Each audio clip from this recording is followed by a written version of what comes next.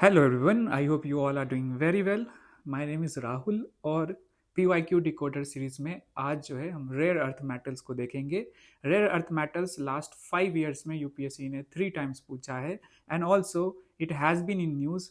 Reason है budget में rare earth corridor की बात की गई है।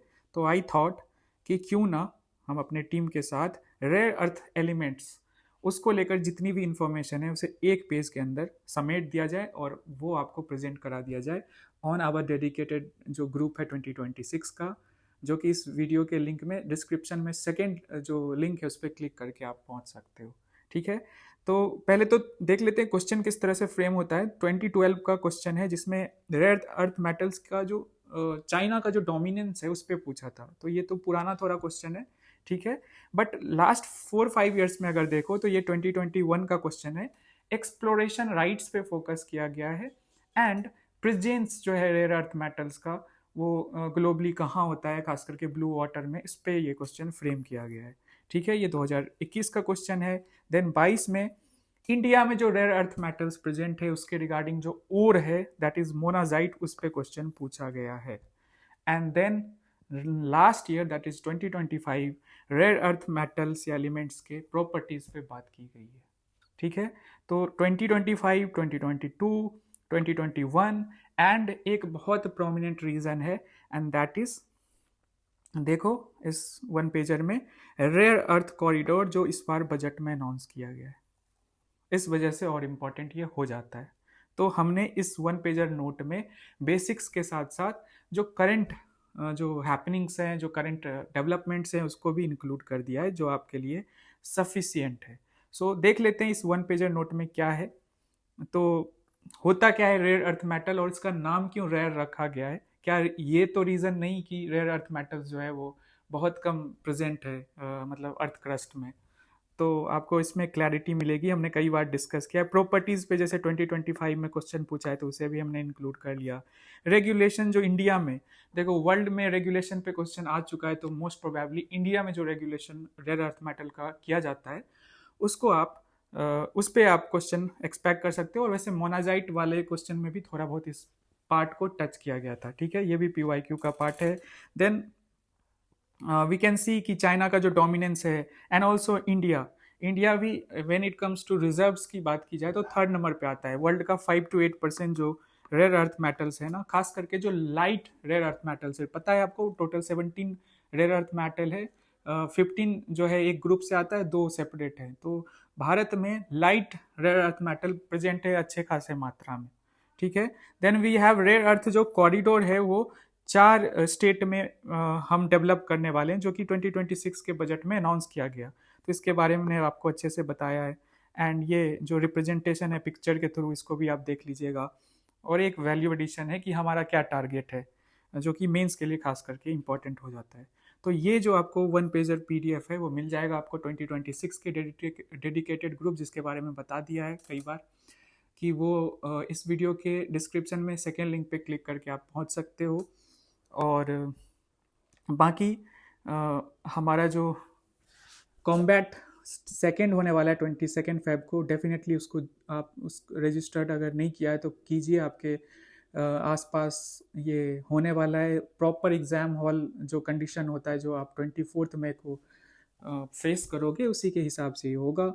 And free set as well as GS and पूरा एक्सप्लेनेशन, ऑल इंडिया रैंक, सारी चीज़ें आपको दी जाएंगी। तो जल्दी रजिस्टर करा लो।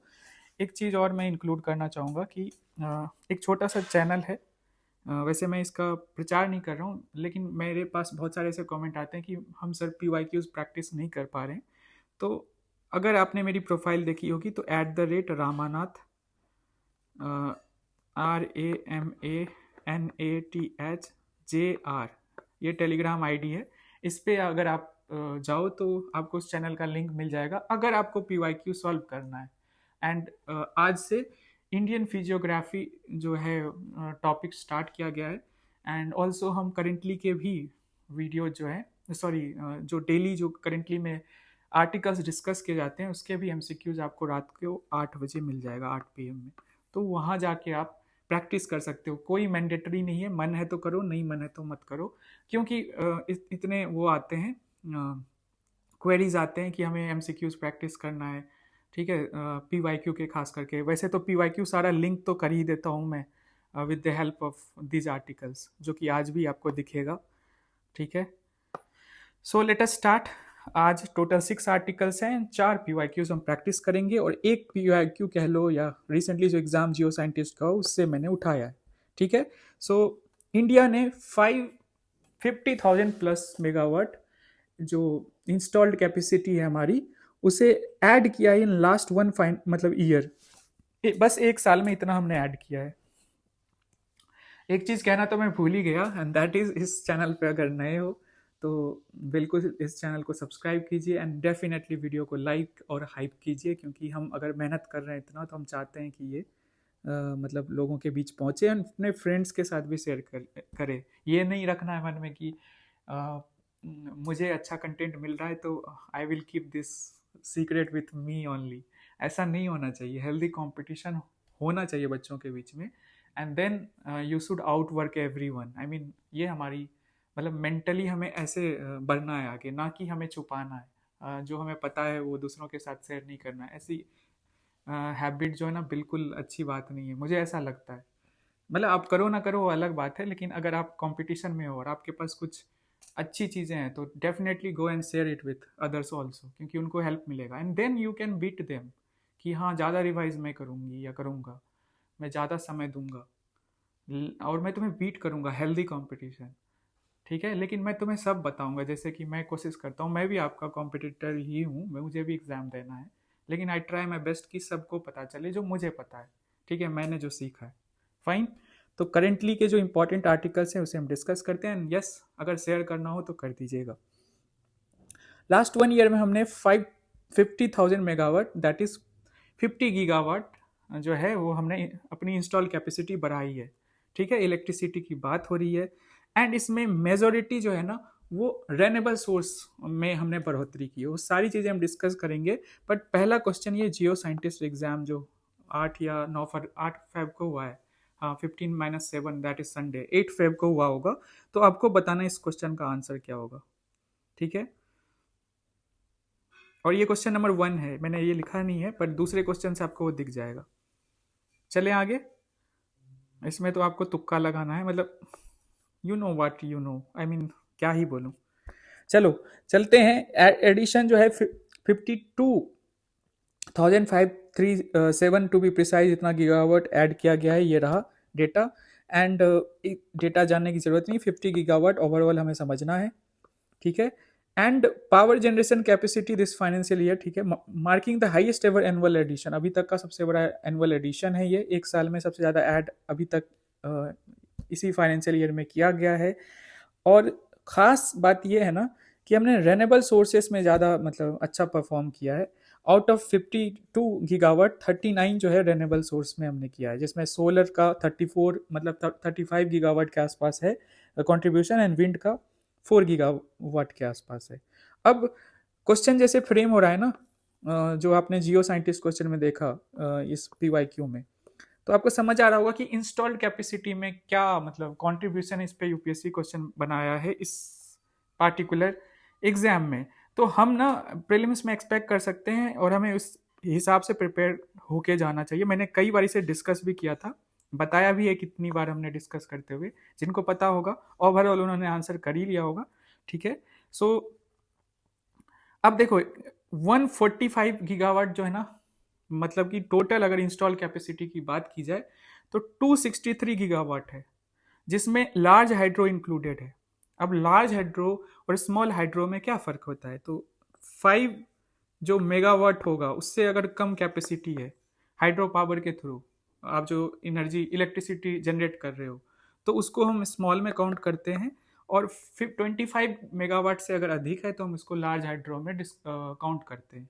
अब जहाँ तक बात है हिस्टोरिकली देखा जाए तो लार्ज हाइड्रो को रेनेबल सोर्स में हम कंसीडर नहीं करते थे, बट 2019 से एक चेंज आया कि हमने लार्ज हाइड्रो को भी इंक्लूड करना स्टार्ट कर दिया इन रेनेबल सोर्स, दैट इज कह सकते हो नॉन फॉसिल सोर्स में हम इसे इंक्लूड करते हैं। So total renewable capacity 263 gigawatt हो जाती है, जिसमें सोलर का 145 गीगावाट है, और ये बढ़ते रहता है क्योंकि आपको पता है ये काम चल रहा होता है, इस पे डेवलपमेंट हो रहे होते हैं, तो ये बढ़ते रहता है, नए नए जो है ये प्रोजेक्ट्स आते हैं। देन विंड का इतना है 55 गीगावाट, बायो एनर्जी है, स्मॉल हाइड्रो है, लार्ज हाइड्रो। तो थर्ड नंबर पे लार्ज हाइड्रो आ जाता है, फर्स्ट पे सोलर, सेकंड पे wind and then large hydro. इस तरह से आपको वो भी पता होनी चाहिए, ठीक है, डिक्रीजिंग ऑर्डर में, इंक्रीजिंग ऑर्डर में, तो आप ऐसे कर सकते हो। मे बी यूपीएससी ऐसे भी क्वेश्चन फ्रेम कर दे। अब इस क्वेश्चन में देखो, सबसे नज़दीक जो है सोलर का वो 130 गीगावाट है, और इसमें 2025 लिखा है, ये नहीं लिखा है कि कौन से महीने में का रिपोर्ट है, तो मे बी ये जून भी हो सकता है, और सबसे क्लोज तो यही लग रहा है ना लॉजिकली, तो C is the answer. Then we have AI impact summit 2026 में होना है, इनफैक्ट शुरू हो गया आज से, एंड इसके साथ साथ एक्सपो भी होगा, इंडिया एआई एक्सपो, तो दोनों के बारे में बताऊंगा। उससे related previous year question last year ही 2025 में पूछा गया था, एआई एक्शन समिट जो कि पेरिस में हुआ था, जिसे इंडिया ने को चेयर किया था विथ फ्रांस। तो इस क्वेश्चन को पहले आप अटेम्प्ट करो, और फिर उसके बाद हम इस आर्टिकल को अच्छे से देखेंगे एंड डिस्कस करेंगे कि क्या हो रहा है। So let us see. Consider the following statements regarding AI Summit held in Grand Palais, Paris, Feb 2025. Co-chaired with India, the event builds on the advances made at the Bletchley Park Summit, जो कि UK में है, and Seoul Summit held in 2024. तो अभी तो मैं बोलूँगा तो आंसर पता चल जाएगा, ठीक है। ब्लेचली पार्क समिट एक ग्लोबल एआई समिट था, एंड सियोल समिट उसके बाद हुआ। ये क्वेश्चन का स्टेटमेंट कह रहा है, मुझे नहीं पता, ठीक है। उसी के क्रम में कह लो क्रोनोलॉजिकली एआई एक्शन समिट हुआ, मतलब जो डेवलपमेंट्स धीरे धीरे बिल्ड हो रहे थे, तो इन दोनों के बाद तीसरा क्या आया, एआई एक्शन समिट, जो कि पेरिस में हुआ। और कहा गया है कि इसी समिट के रिगार्डिंग कि US and UK also signed the declaration on inclusive and sustainable AI. So question के सेकेंड स्टेटमेंट में है कि जो फ्रांस में एआई एक्शन समिट हुआ, उसमें जो थोड़े बहुत इंपॉर्टेंट जो डिक्लेरेशन या डेवलपमेंट्स होते हैं, उस पर क्वेश्चन स्टेटमेंट डाल दिया गया है। तो इंडिया में जो अभी एआई इम्पैक्ट समिट होगा 2026 में, तो थोड़ा सा सजग रहिएगा कि पार्टिकुलरली कौन सा जो है मतलब इम्पोर्टेंट डिसीजन लिया गया, डिक्लेरेशन आया, तो मे बी इस पर स्टेटमेंट एक डाल जैसे दिया है, तो हो सकता है डाल दे इस साल भी। ओके, G20 हुआ था तो क्वेश्चन आया था, और ये भी मेगा इवेंट है जो इंडिया इससे होस्ट कर रहा है, और 20th ऑफ फेब तक चलेगा। बताओ कितने सही हैं इसमें। हम चलते हैं, पहले हम देख लेते हैं ग्लोबल एआई समिट्स, तो तब मैं आऊँगा, ये कंटेक्स्ट तो थोड़ा बहुत पता चल ही गया है।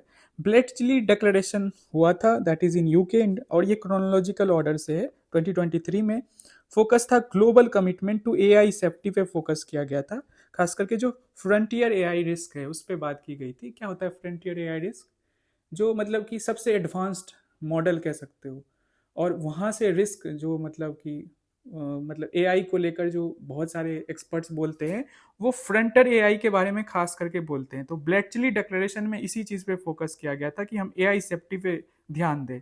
फिर उसके बाद सियोल एआई समिट हुआ 2024 में साउथ कोरिया में, ठीक है। Safety, innovation, balance, voluntary commitments, इन सारी चीज़ों पे फोकस किया गया, फाइन। एंड देन पेरिस जो एआई एक्शन समिट 2025 में हुआ, जिसे हमने को चेयर किया, एंड कन्वर्टिंग, यहाँ पे ओपन सोर्स पे बात की गई, ठीक है। एआई गवर्नेंस तो है ही, ओपन सोर्स पे बात की गई, और शुरू में बहुत कम कंट्रीज थे, बट धीरे धीरे इसमें जो नंबर ऑफ कंट्रीज का पार्टिसिपेशन है धीरे धीरे बढ़ा है, खास करके ग्लोबल साउथ के कंट्रीज का। ऑल्सो ब्लेचली डिक्लेरेशन का इंडिया सिग्नेटरी है, जहाँ पे एआई रिस्क के बारे में खास करके फोकस किया गया।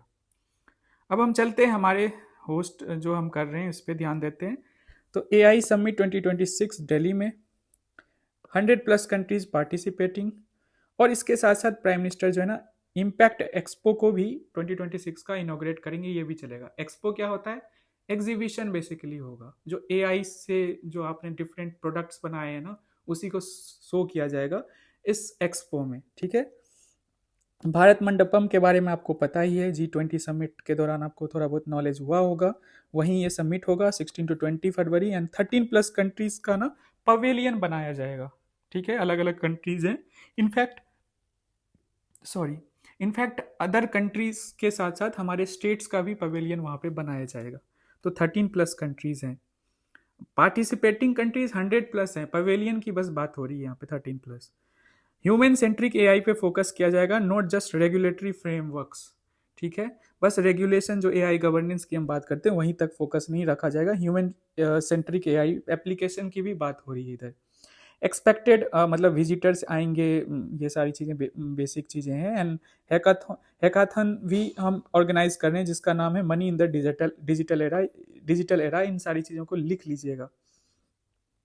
एंड हाई प्रोफाइल अटेंड, मतलब कि फ्रांस के राष्ट्रपति भी आ रहे हैं, ठीक है, और भी डिग्निटरीज हैं, खास करके ग्लोबल एआई टेक के जो सीईओ है ना, मतलब इंपॉर्टेंट कंपनीज जैसे गूगल, ओपन आई, ये सब भी आ रहे हैं। सो पता चलता है कि कितना बड़ा ये समिट है और भारत सेंट्रल रोल यहाँ पे प्ले कर रहा है। ठीक है, so this is what I wanted to say, this is the first article. Then we will move to, sorry, this is the second article. इसके पीवाईक्यू को हम देख लेते हैं। जो cochaired with India the event builds on the advances made at the Bletchley Park summit held in 2023 and Seoul summit held in 2024। तो yes, ये सही है, इंडिया ने को चेयर किया था, एंड जो ब्लेटचली में हुआ था एंड सियोल में हुआ था उसी का क्रम चल रहा है, और ये सही है। एंड दूसरा, यस, यूएस एंड यूके ने साइन नहीं किया था इसे। ठीक है, तो ये सेकेंड स्टेटमेंट इज इनकरेक्ट, ए होगा इसका correct. Okay, so let's go to the third article, endangerment finding। ये न्यूज़ में है, अगेन ट्रम्प साहब ने कुछ नया डिसीजन लिया है और इसकी वजह से CO2 एंड मीथेन जो है और न्यूज़ में आ गया है। तो पहले PYQ 2025 एंड 2022 का हम करेंगे कि carbon dioxide emission in India are less than 0.5 जो TCO2 है पर कैपिटा। ठीक है, ton CO2 per capita. In terms of CO2 emission from fuel combustion, India ranks second in Asia Pacific। जहाँ तक CO2 emissions की बात है, fuel जो कंबशन है उसके थ्रू जो CO2 रिलीज किया जाता है उसमें भारत सेकेंड नंबर पे आता है एशिया पैसिफिक रीजन में। And the third statement is electricity and heat producers are the largest sources of CO2 emission in India. ये भी आपको तय करना है कि सही है गलत है, कितने सही है कितने गलत है, ये आप डिसाइड करो। देन वी हैव मीथेन के रिगार्डिंग ये है कि सोर्स, यहाँ पे फोकस करना, सोर्स पे आया क्वेश्चन, यहाँ पे फोकस करना। अगेन मीथेन और नाइट्रस ऑक्साइड का सोर्स है, एंथ्रोपोजेनिक जो सोर्स है उसके बारे में बात किया जा रहा है। Among the following crops which one of the following is the most important anthropogenic source of both methane and nitrous oxide. कौन सा क्रॉप है जो सबसे बड़ा सोर्स है, आपको बताना है आउट ऑफ दिस 4। ठीक है, चलूँ आगे, let us go. The US president has revoke the endangerment जो फाइंडिंग है, अब ये क्या है हम आगे देखेंगे। अ की legal basis for regulating green house gas emission from vehicles. एक चीज मैं बता दूं, ग्लोबली अगर देखो तो चाइना सबसे बड़ा एमिटर है ग्रीन हाउस गैस का, फिर यूएसए है, एंड देन इंडिया है, हम थर्ड आते हैं। But when it comes to per capita emission ना, उसमें हम बहुत पीछे हैं, मतलब जो अच्छी बात है। ठीक है, एंड आई थिंक ये रेंज करता है 0.5 से ज़्यादा हम कर रहे हैं, 1.82 टन CO2 पर कैपिटा हमारी है इंडिया में। ओके, अब इंडेंजरमेंट फाइंडिंग क्या है इसको हम देखते हैं। It is the US Environmental Protection Agency, मतलब इस एजेंसी की, एनवायरमेंटल प्रोटेक्शन एजेंसी की फॉर्मल डिटर्मिनेशन है that green house gases like CO2, methane endanger human health and welfare. ठीक है, सो यूएस की जो एनवायरमेंटल प्रोटेक्शन एजेंसी है, जो कि मतलब कि कह लो नोडल एजेंसी है जो एनवायरमेंटल प्रोटेक्शन के लिए देखती है, तो उसके लिए एक प्रॉपर फ्रेमवर्क था जिसके बेसिस पे रेगुलेशन की जाती थी। 2009 में इसे लाया गया था, ओबामा एडमिनिस्ट्रेशन ने इसे लाया था जब ओबामा प्रेसिडेंट थे। तो इसके बेसिस पे क्या है ना कि एक कह लो लीगल फ्रेमवर्क था जिसके बेसिस पे यूएस के जो एजेंसीज हैं या गवर्नमेंट है उनको रेगुलेट करना पड़ता था emission of green house gas. अब प्रेसिडेंट ट्रम्प क्या कह रहे हैं, इसी को वो रिवोक करना चाहते हैं, मतलब अब कोई इस तरह से लीगल बेसिस नहीं होगा कि आप ग्रीन हाउस गैस एमिशन जो हो रहा है उसको आप रेगुलेट करो। एंड मैंने शुरू में ही कहा कि चाइना के बाद यूएसए सेकेंड नंबर पे आता है। यूएसए की पर कैपिटा भी जो कह लो एमिशन बहुत हाई है, और अगर यूएसए जो है मतलब रूल्स बेस्ड ऑर्डर की बात जो करता आ रहा है शुरू से ही, खुद फॉलो नहीं करेगा एंड अगर हम ग्रीन हाउस गैस एमिशन जो हो रहा है उसको ट्रैक नहीं करेंगे तो अगेन चीज़ें कितनी ख़राब होने वाली है वो आप समझ लो।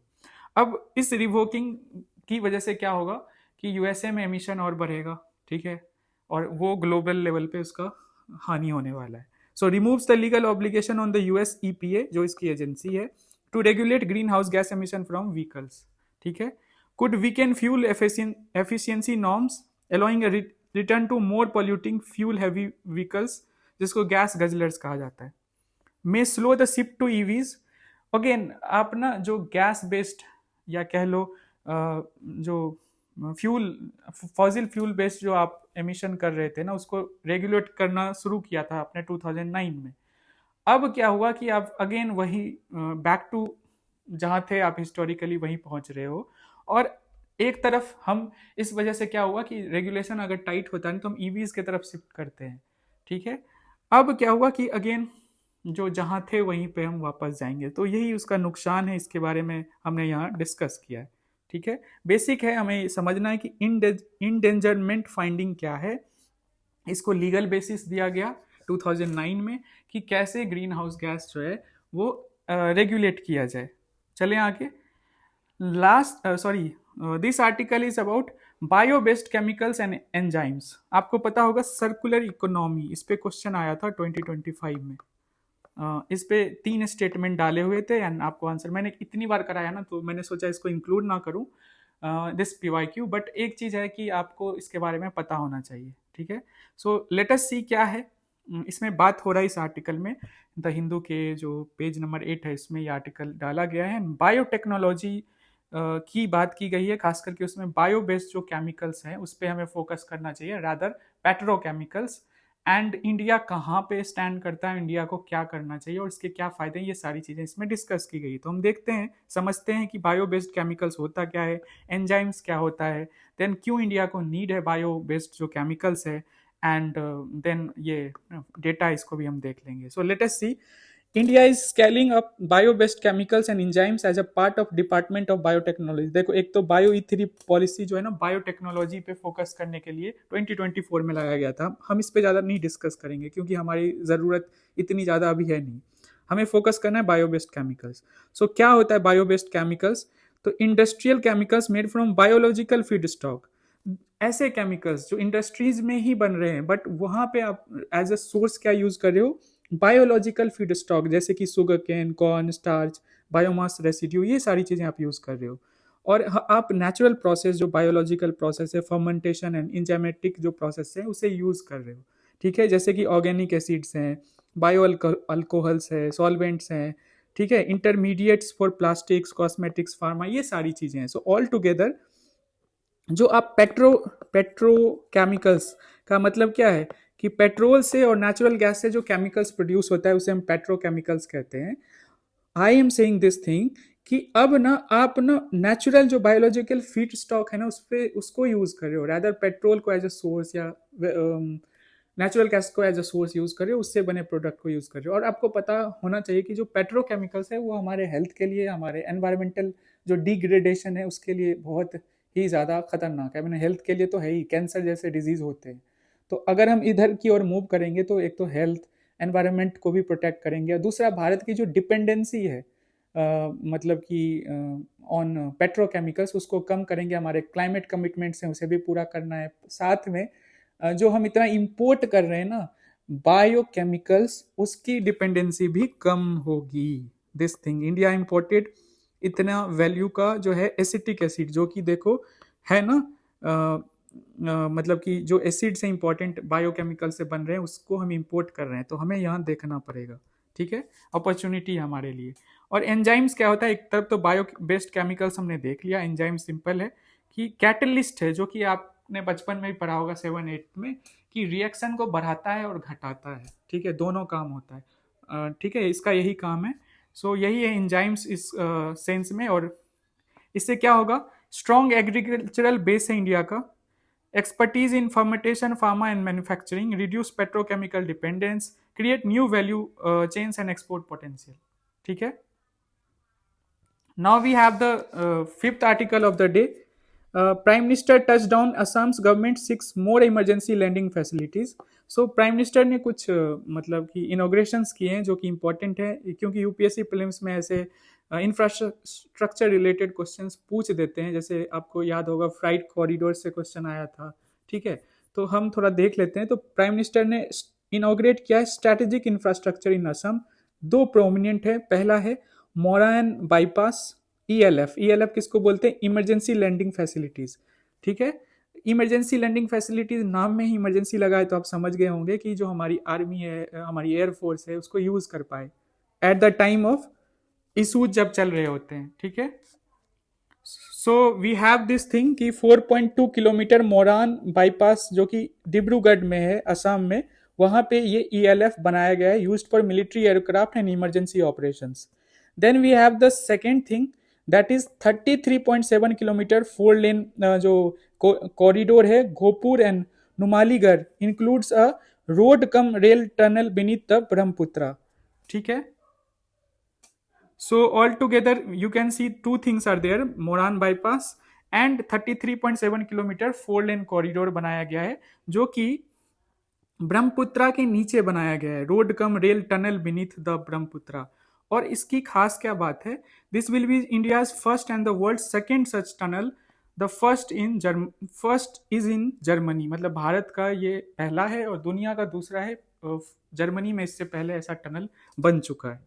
ईएलएफ सिंपली इसको थोड़ा एक्सप्लेन कर देता हूँ, इमरजेंसी लैंडिंग फैसिलिटीज। तो highway stretches strengthened for IAF aircraft landing during, समझ लो ना, वॉर के समय में। और नॉर्थ ईस्ट की लोकेशन कितनी इंपॉर्टेंट है। और हम जो चिकन नेक है, आपको पता है, जो सिलीगुड़ी कॉरिडोर है, तो एक जो कनेक्शन है उसके को स्ट्रेंथन करने की ज़रूरत है, क्योंकि थोड़ा सा वल्नरेबल हमें दिखता है जो कनेक्शन है हमारा नॉर्थ ईस्ट के साथ है।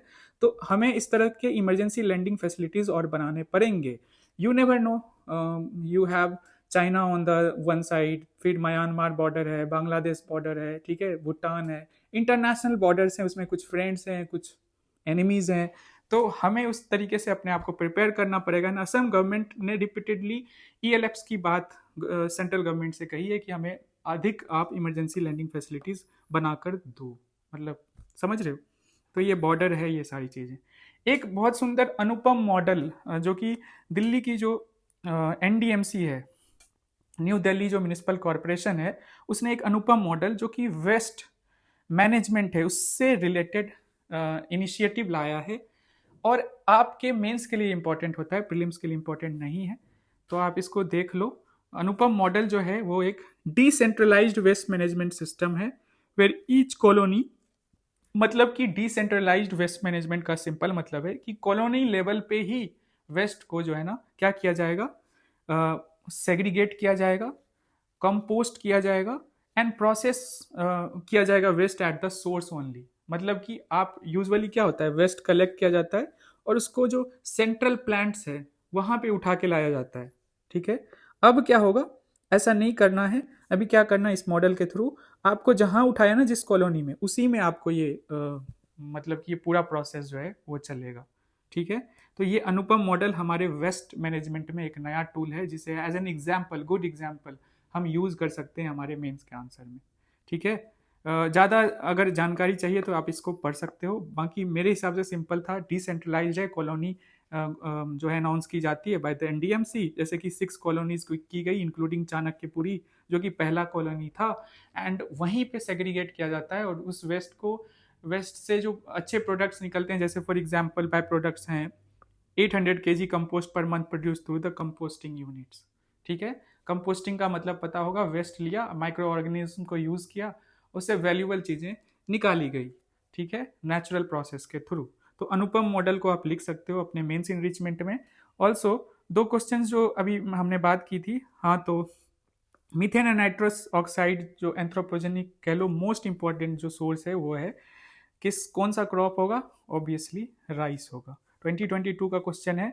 एंड देन 2025 का क्वेश्चन है कि कार्बन डाइऑक्साइड का मैंने बता ही दिया कि 1.5 to 2 में, मुझे जहाँ तक याद आ रहा है, ये है हमारा पर कैपिटा एमिशन इंडिया करती है, ईच इंडिविजुअल करता है on an average. And yes India second number पे आता है post China. And the third thing is yes electricity and heat producers are the largest source of CO2 emission in India, जो thermal power plant है. हाँ, मैं एक चीज update देना चाहता था कि अभी जो हमने इसे डिस्कस किया ना, तो फर्स्ट टाइम इंडिया में ऐसा रिकॉर्ड हुआ है कि नॉन फॉजिल्स जो है ना वो ज़्यादा हो गए हैं as compare to fossil fuels, जो हमारी इंस्टॉल कैपेसिटी एंड 50% से ज़्यादा हो गया है. तो ये भी एक स्टेटमेंट है जिसपे आप यूपीएससी से क्वेश्चन एक्सपेक्ट कर सकते हो.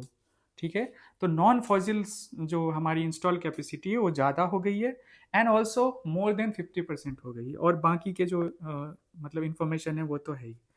सो that's it for today. Thank you so much. मिलते हैं हम जल्दी. Bye, take care. जल्दी क्या, कल ही मिलना है. और आप लोग अच्छे से पढ़ाई करो. वीडियो अच्छी लगी है तो लाइक कीजिए,